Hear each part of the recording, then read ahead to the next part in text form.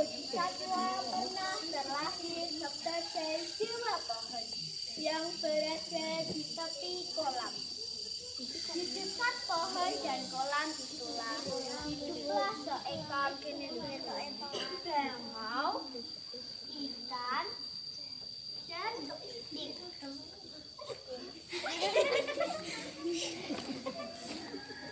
Bangau ini memiliki sifat yang serakah dan jahat pada hewan lainnya.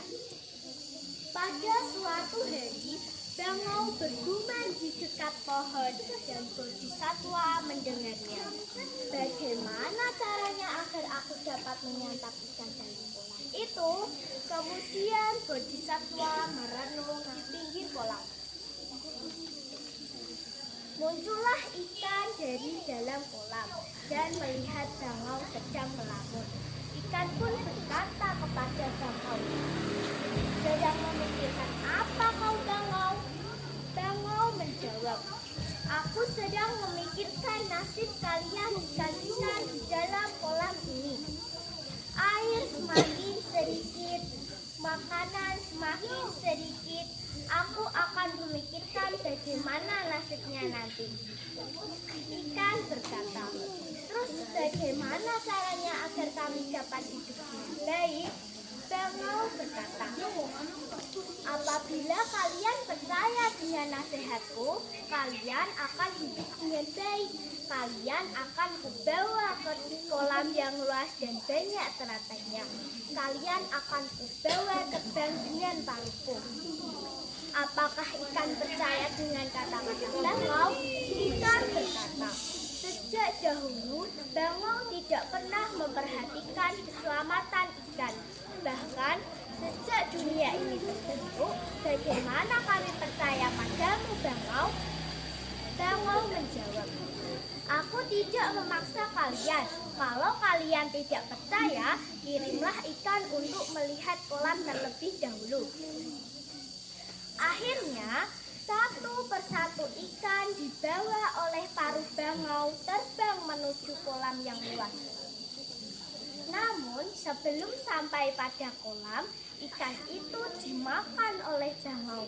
Ikan dalam kolam habis. Kini tiba yang terakhir, yaitu kepiting untuk disantapnya. Bangau berkata, "Hai kepiting, semua ikan-ikan ini sudah kupindahkan. Kini tiba saatnya kau yang akan kupindahkan." Kepiting berkata, "Hai bangau, dengan cara apa kau akan memindahkan ke kolam yang luas tadi?" Bangau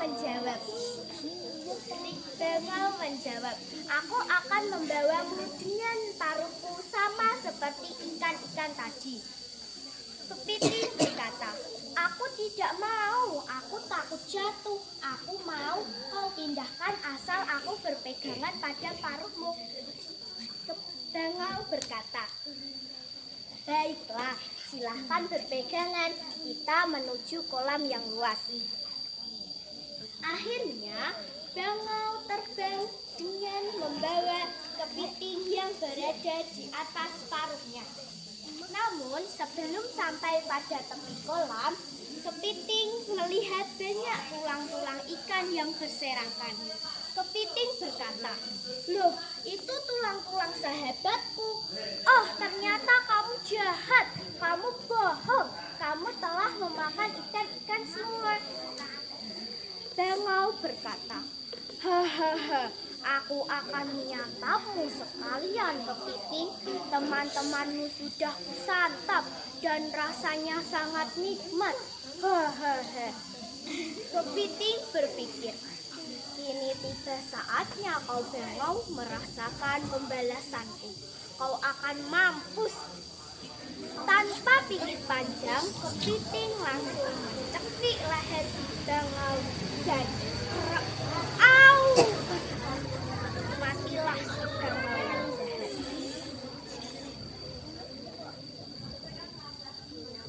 Lah, teman-teman, dari cerita yang telah disampaikan tadi dapat diambil kesimpulan bahwa satu, sebagai manusia hendaknya kita selalu jujur.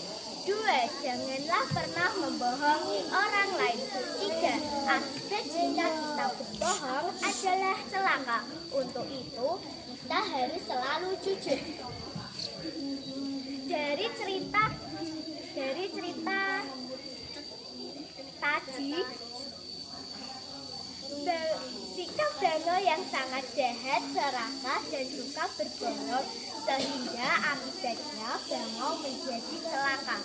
Demikian tadi teman-teman cerita tentang Baka Jataka atau kisah Bango yang sangat jahat. Akhir kata dari saya, ngiris telo warna ungu. Sifat Allah aja diingu.